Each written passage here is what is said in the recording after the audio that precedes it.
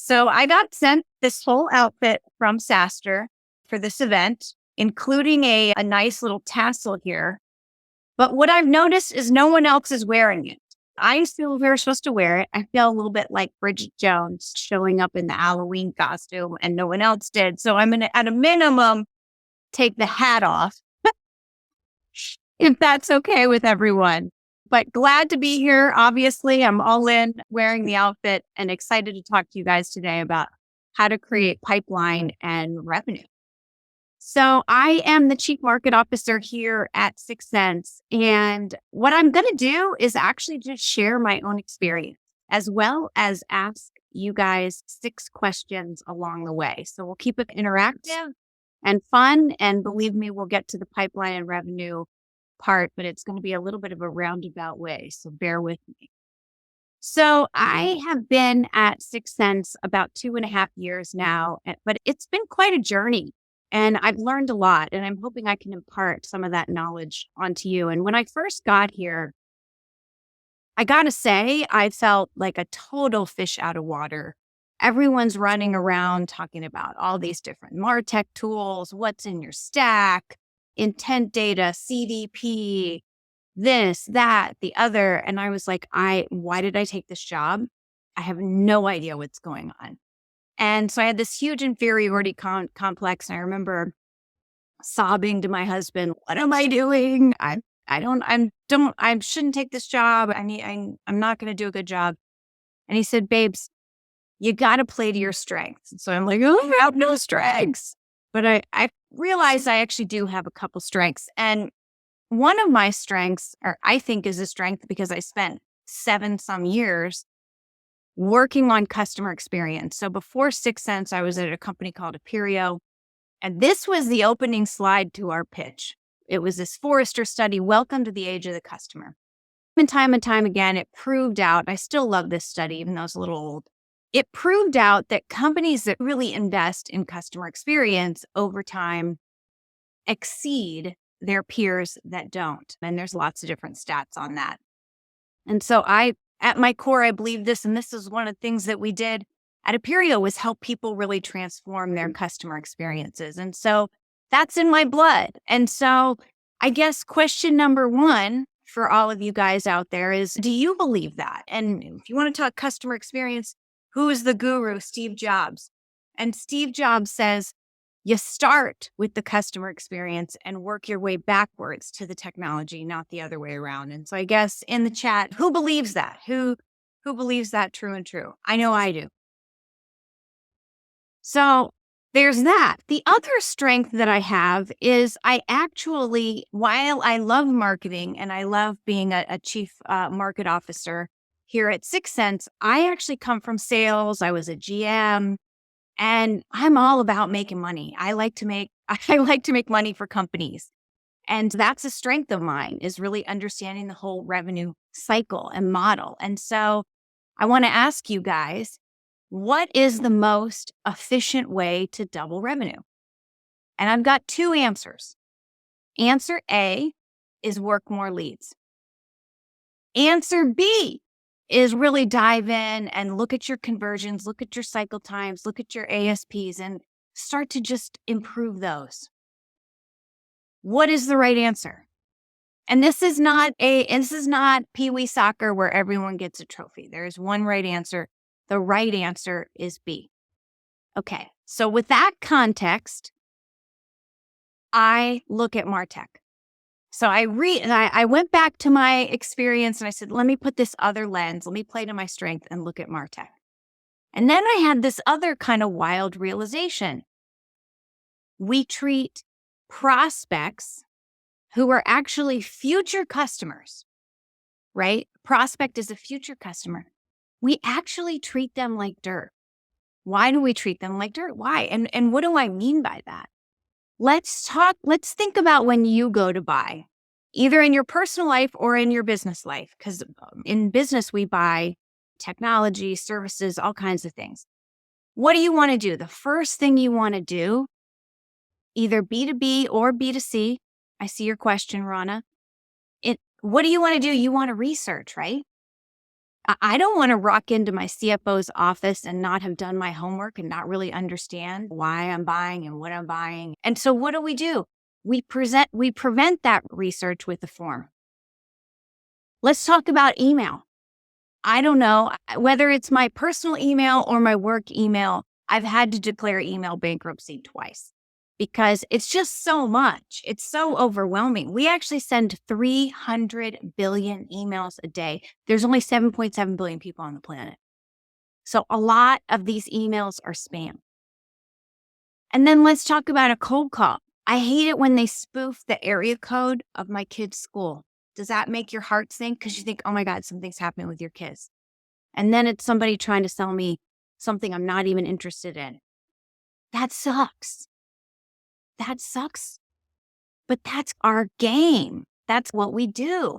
And so no wonder the more we do that as marketers and sellers, the more buyers are retreating and they're saying, I want to be more anonymous. I'm not filling out that form because I know what you're going to do.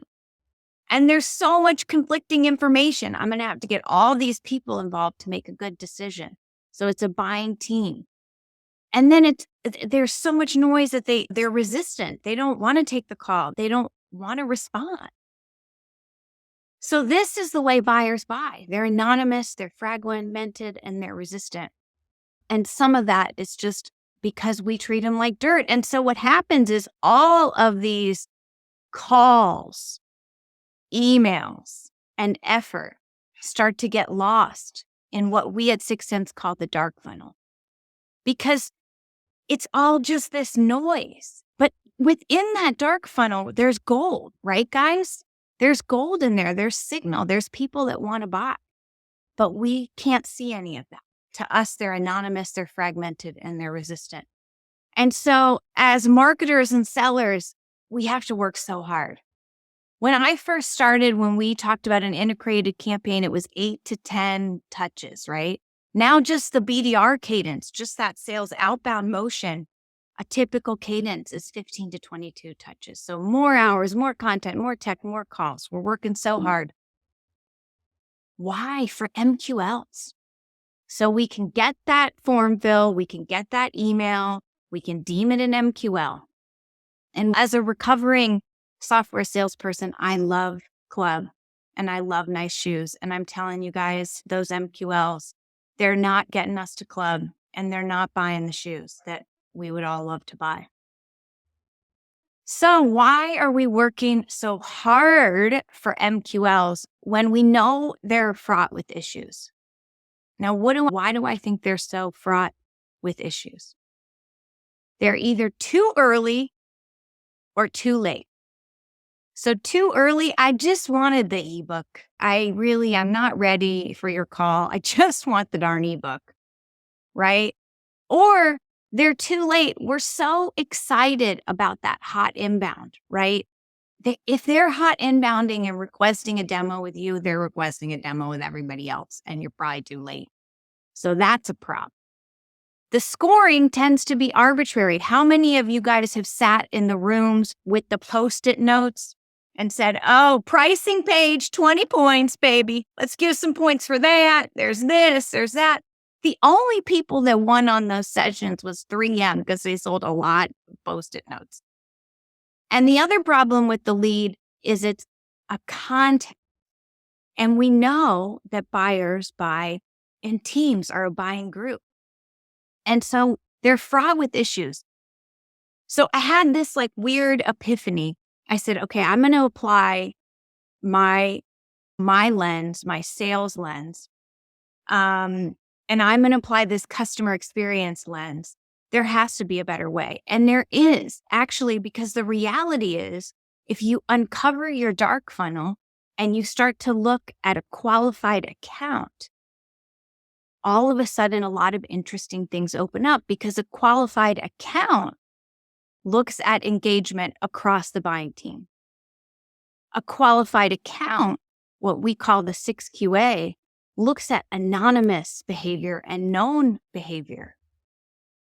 A qualified account or a 6QA actually uses AI, not arbitrary scoring, to look for patterns and say, this account is in this buying stage. or this account is in that buying stage. Students, because we're all in class, right? That was the theme with the cap and everything. Let's assume I give you the 6QA, okay? And let me show you how this works. You have a limited engagement, that dark funnel that I talked about before. There's gold in the dark funnel. There are accounts that are under a rock. That means that they're not doing anything. You might not want to waste a ton of money on them. There's accounts that are starting to show signs of life. Gosh, if you're a marketer, wouldn't it be nice to know exactly which accounts are ideal for you and are starting to show signs of life? Because that's who you want to show your thought leadership to and get them to know your brand. In consideration, these accounts are gobbling up content. They want to learn. Wouldn't you want your content to be what they learn from and make sure it got served up? There are accounts in decision. Decision means they're open to engaging, not with every vendor, but maybe a few. And then there's accounts that are actually taking meetings. In our typical mojo, which I talked about, we're either too early or too late, when the sweet spot is when they're between learning and engaging. And I want my team, and I want your team to know and be able to timestamp exactly when that happens. When accounts go from learning to wanting to engage and have you, your company, your sellers be the first people that they engage with. That's the sweet spot. That's the pocket. And so I love this. I'm all over this. This makes me so happy. And one of the reasons it makes me so happy is because I worked for this guy, Chris Heineken, and he used to always show me the picture of these dogs. And he'd say, Latney, here's the deal.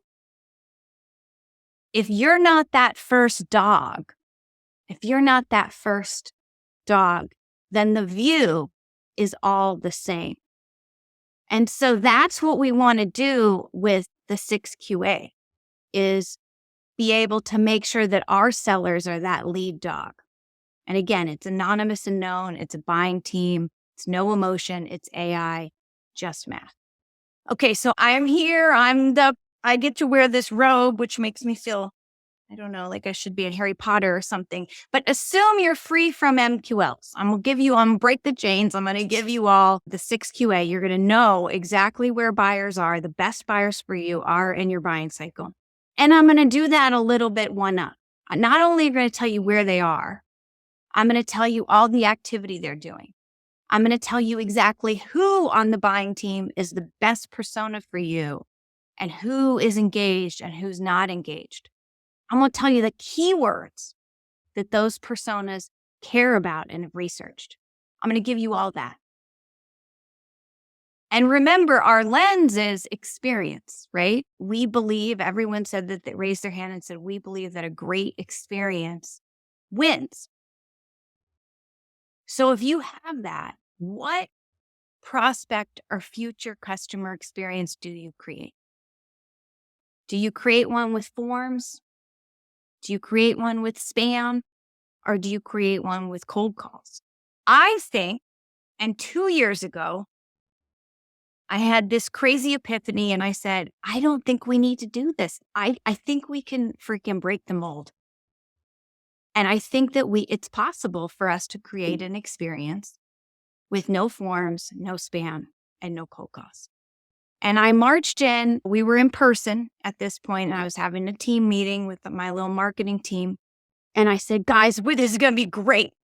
We are going to break the mold. We're going to use the 6QA. We're going to use all these insights that we have from our technology, and we're going to totally reimagine our prospect experience. And luckily, everyone on my team was so hungover that I think they just said, okay, fine. Crazy lady, we'll do it. And that is what we spent about 2 years. It took less time to put in place, but that's really what we've been working on to optimize our revenue and our pipeline. And so I'm going to walk you through what that looks like and how that plays out for us here at 6sense, our process with no forms, no spam, and no cold calls. So first of all, I have to define what a form means, because if you are going to come to one of our events, especially if it was in person, if you're going to come to the dinner, we need to know you're going to come. We need to know if you have food allergies. So every now and then, yes, we use a form. I sent a survey out for a CMO community that I run, and they said, I thought you were not forms. I'm trying to get some information on it. So, but what it means to us, no forms, is all of our educational content, all of our product related content, our demos. It's all, we want you to learn from us. And that is our philosophy. And the way that we put that into play is to really zone in on this experience is, again, because we know exactly where accounts are. Remember, I uncovered the dark funnel, and I know there's these accounts in awareness, 652. There's these in consideration. There's these in decision. There's these in purchase. And then I know when they 6QA, I can actually use my content and serve my content up at the right time to progress an account through this journey, right? And we've always, as marketers, thought this way, right? We've always thought in terms of, this is top of funnel content, this is bottom of funnel. But what we did before is we just barfed it all out and hoped that the prospect would know where they are in the funnel, right? Because I know I can serve that up at the right time to our prospects without forms.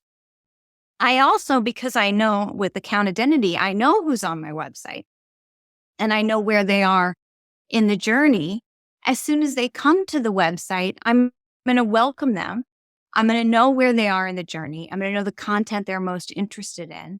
I'm not going to need a form, and I'm going to be able to dynamically really move them through and engage them based on the keywords they care about, based on their persona, based on where they are in their journey. So it's going from a form to really this customer-led digital engagement. That's what we've been able to do. Now let's talk a little bit about spam. Does that mean, did I go around and tell everybody they couldn't send email? No, people still have email addresses. We still send email. But we're not trying to personalize. We're trying to be relevant. And to me, spam is when it's not relevant. And so we're not going to send an email unless we know the keyword that prospect cares about. We know the key persona and why that keyword matters to their persona. And we know where they are in that buying journey, so we can be highly relevant. We also are going to, of course, use a mix of engagement tactics to really, again, focus on them and their buying jobs and the things that they need to do. And so how does this kind of play out in real life is our BDRs, when they rock in every single day, they used to come into an office. Now they don't get to, unfortunately, but when they come in to the proverbial office, they're not guessing who should I send a ton of emails to or who should I shoot cadences off to. They know exactly which accounts are in market and how long they've been in market. So that sweet spot, they know, okay, it's go time. There's something going on with this account. It is the ideal time for me to reach out. They also, and just knowing the timing, again, that's not enough. I said that they also know the keywords that the account cares about. They know what the account is researching. We do these things called value cards that help actually connect. If you're a sales leader and you're researching predictive analytics, you probably care about forecasting accuracy. If you're in marketing ops, you might care about lead scoring or account scoring. So we connect the dots for them so they can be highly relevant. And then what happens? Do they email about anything? No. They put right in the subject line predictive. If this account cared about predictive analytics, we're going to put that in the subject line. That's what we're going to talk about. And boom, that's when you're going to get the engagement. That's when you're going to land on that relevance. And of course, again, multi-channel, using the keywords, refreshed, multi-persona. So it truly is looking at an account, not a lead or a contact. Awesome. So from spam to customer-led engagement. Last but not least, honestly, this one was the most controversial for us to put into place because the head of sales, he was like, I think that the BDRs and the salespeople, we should be doing call blitzes. It's not that we don't do call blitzes. I didn't take away anyone's phones. Like to me, no cold calls, in which Sixth Sense, the way we've really evolved this definition is to be, I don't want my account executives to have cold territories. I want to make sure that every single seller here is put in, and so does Mark, our head of sales, put in the best position to win. And again, this class is about optimizing pipeline and revenue. And your sales team is one of your most expensive resources. And so what we want to make sure is that we understand accounts in market and they're warm. Those accounts are warm. And that's when our AEs engage and get involved. And so what we've been able to do is accounts get alerted. AEs get alerted when an account is ready, when an account is ready to engage. But we found this really wasn't enough because what was happening was we were taking this experience prospect-driven approach. Marketing was engaging them. We were warming them up. We were getting accounts in market. But think about a sales team. A sales team has a list of accounts, and it's just the way sales gals and girls are wired. They're not going to go and work an account unless it's on their list and they know they're going to get paid. It's just how it is. So what was happening was we were getting all these great accounts in market because we knew we had our ICP fit.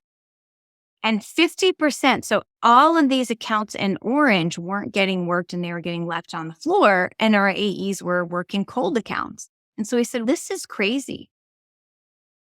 And we set up dynamic territories. So we set up dynamic territories to make sure that, yes, our AEs have some fixed territories, but for the most part, we want to be able to rotate in the warmest accounts for them to work. So they never have to make a cold call. So from cold calls to this in-market accounts and AEs selling with insights was a huge part of our journey. And bringing us back to the original kind of subject line of the class, which was, okay, let's talk about pipeline and revenue. And I saw this quote on LinkedIn, I don't know, a couple months ago. Direct source revenue is the only metric that matters. This was directed at CMOs. Anonymous LinkedIn broetry. I think that if you are measuring your impact as a marketer only based on direct sourced revenue, you are really selling yourself, your team, and your CEO, and really the company very short. Because when I think about the impact of this, what I've described, which is putting prospects in their experience first, warming accounts up for sales. The impact is, yes, direct source revenue. Here at Sixth Sense, we source 70 to 80% of the revenue for the business. So yes, we've also been able to double every single year with an industry-leading CAC. So it's easy to double if you have plenty of money. We're doubling responsively, managing our CAC, which is our customer acquisition cost. We have industry-leading churn. And over this last year, with this approach, we've had a 50% increase in win rates and a 50% increase in our meeting to pipeline conversion. So going back to that original question of, do you just double leads or do you optimize? And so that's what I think about when I think about, as marketers, really how we build pipeline and ultimately revenue. It's experience first, focusing on the experience, updating our experience to really mirror the way buyers buy and buyers want to buy. And then it's about measuring ourselves based on that true full funnel impact and really locking in on conversion. So I am maniacal about conversions. My dashboard, which I refresh, 20 times a day, is always telling me how are we doing with things like win rates, every single little ASP, cycle time, because I think that's ultimately what is most impactful for our business. And so my last question is, here we go. And more than anything, what gets me like so wound up is probably at least once a quarter, we get an email from someone who went through this cycle with us. And they say, this one was to our CEO, and I love it. And they say, hey, one of the reasons we bought, yes, you got a great product, but we were so impressed with how focused on us we were, how engaging you were, how well your BDRs, we get people thanking our BDRs. Does that ever happen, you guys? Usually you're getting restraining orders and complaints. We literally get people thanking us and saying how impressed they were with our process. The fun factor on the team, I measure every other week. We ask our team, look at 10 working days. Out of the last 10 working days, how many are you having fun? 8 out of 10. That's important to me, is that our team is out there making customers successful, living our brand. And when I get emails like this, it's pretty freaking cool. So pipeline, revenue, yes, but culture, fun, getting to really connect in a meaningful way with our audience. I think this is like the way of the future. And so I originally called this project, when I kicked it off with my team and I said, we're going to do this, no forms, no spam, no cold calls. I called it Project Bold Moves. And let's get bold. I'd love to have you in. And if you're in, we actually wrote a how-to guide on this. So we published a book in July with really our playbook, a lot more detail than I shared here. And you can get a copy. We've got a certification coming out on it. And we've got a book club in a box if you want to run a book club with your company. So who's in? That's the final question here.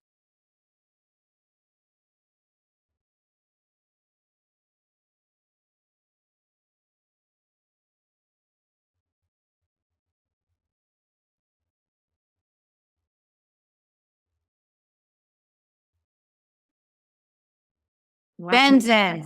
Amazing. We have people that are in. Yes. All right. Awesome. Glad we've got people in. Rana's in. Jennifer Johnson. She's in. I know JJ. Good to see you out there. Any other questions that you have now for Latne, feel free to drop them in the chat or take yourself off mute and ask her live. Latne, question for you.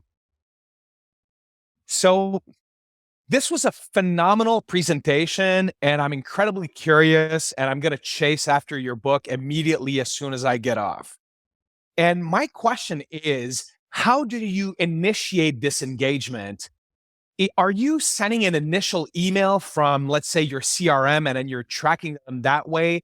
Are you tracking them based on advertising and then setting up remarketing pixels? And then once they register in your system, you know where they came from? How does that work?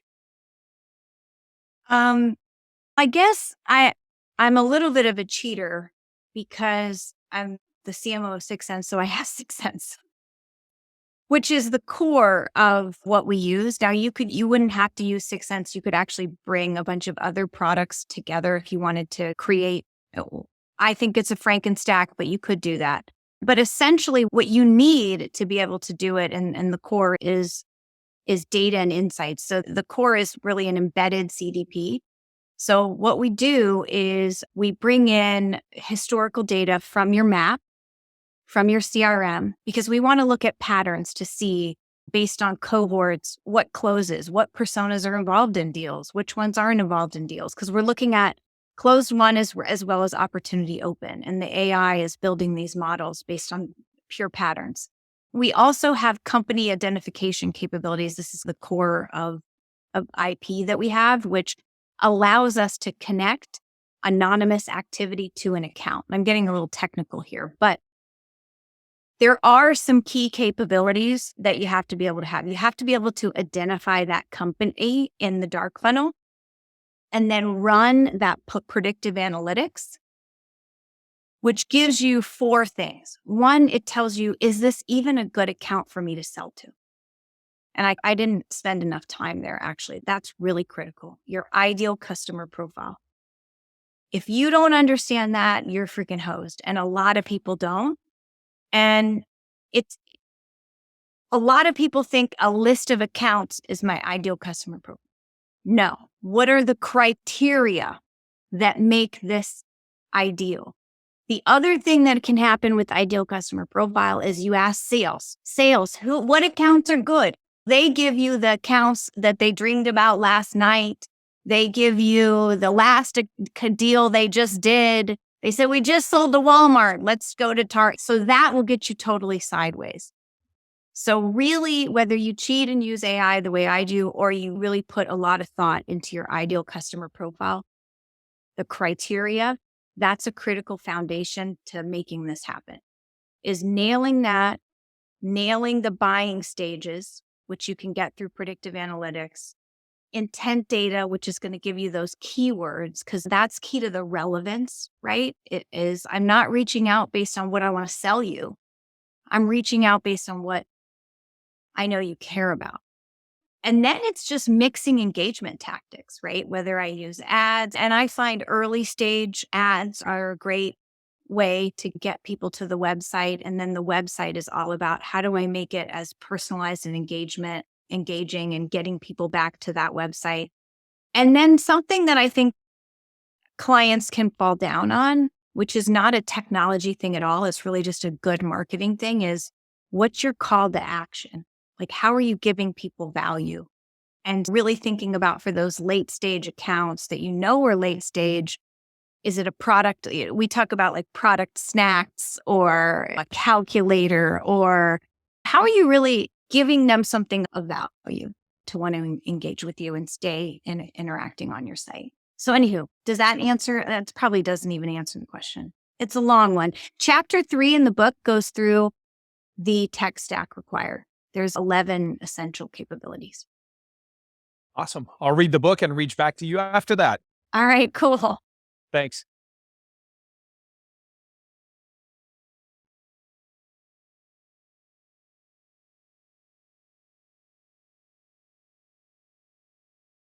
All right. If nothing else, I got this cool tassel and I'm dying. Robe is very warm. So I'm going to have to get some water after this. Thanks for but- being a good sport, Latani. And I know your team just dropped into the chat. If you guys wanted to grab a copy of the book, they dropped it in the chat there for you, so you guys can snag a complimentary copy of her book. Read it. I know it's great. And thanks for hosting this session. I know you did a podcast a while back with Harry Stebbings, our host, which was more about like SKOs and kickoffs, and you talked a lot about like sales and marketing relationships. So this is great to get a deep dive from you on just marketing. Yeah. All right. Awesome. JJ asked about book club in a box. Yep. We basically, if you want to do it for your company and your team, a lot of people want to do it for their teams. We provide books. We provide workbooks, because the book share is a lot of our journey. And I'm very open about sharing, and PG-13 about sharing all the F-ups along the way. But every company is different, and your selling motion could be different if it's enterprise, mid-market, velocity. And so what the book club provides exercises to help you contextualize the ideas and concepts in the book. And then of course we provide some swag and some fun stuff, because that's what we do. We're marketers. Thank you so much. We do have one more question from Rana that looks like it was from a little bit earlier, so it might have gotten lost in the chat. If you want to scroll up, but I'll read it out loud. It's just long. So regarding PLG versus sales marketing, so bottoms up versus top down, to grow the top of the funnel for a fast growing, very early startup B2B SaaS, would you suggest a PLG strategy, or would it be good to create a strategy to grow the top of the funnel through marketing and sales? Rana, we're going to need to spend some time. So I think it really depends on the type of product, who you're selling to, and how considered the purchase is. So I also think the word product-led growth gets tossed around all the time. And it's like ABM. You ask 100 people, you have 100 answers. So I think, are you truly product-led growth, meaning freemium? One person is going to put it on their credit card, start to use it, You're going to see this viral groundswell. You don't even need a salesperson to buy it. Carrie Lou talks about Atlassian being, they didn't even want salespeople. That truly the model. And I will say, in all honesty, that's not my area of expertise. But what I see and what I think about is you can still give people, everyone is gun shy and has apprehension about a B2B purchase decision. And so even if you are a more considered purchase, and even if there is a buying team that is going to be making a purchase, how do you bring product experiences forward through marketing? And Kevin from the CMO of Zenefits calls it a product snack. And I think that's like the smartest thing. And it doesn't have to be a freemium. That's a key thing to think about. And so what's an example? One thing that we've done is we have something called an in-market demand report. So if you are an ideal customer for us, when you come to our website, we will offer, would you like a free in-market demand report? You give us some information on, and we put a tag on your website, and we can tell you, these are all the companies in market for what you do. So it's like a one-time thing. It takes some setup on our end. We don't want to offer it to everybody, which is why we just offer it to our ideal customers when they come to the website or whatever. But it's a great way for people to get a ton of value and be like, oh my gosh, this really works. This is great. So just trying to think about, what can I bring forward to give the right, even if it takes a little bit of work. Because again, if you want to just target those offers at the right customers. So that's how I think about product-led growth in a more considered buying team purchase. Hopefully that helps. Great. Lonnie, thank you so much. We really appreciate it. Any other last minute questions? We do have a few minutes for questions. If anyone has any, they want to come off mute or drop in the chat. Yeah. And people are asking, yes, feel free to follow up with me. I can be found. I'm in Revenue Collective. So I'm on that Slack. I'm on LinkedIn. So just LinkedIn me, no big deal. And I always love jamming on go-to-market stuff. Amazing. We enjoyed learning a little bit more, and more to come. So thank you so much, Lonnie, for your time and sharing your insights and rocking your cap and gown. We love it. Bye, guys. All right. Thanks so much, everyone. Hop on over to Clubhouse if you'd like to continue the networking and after party.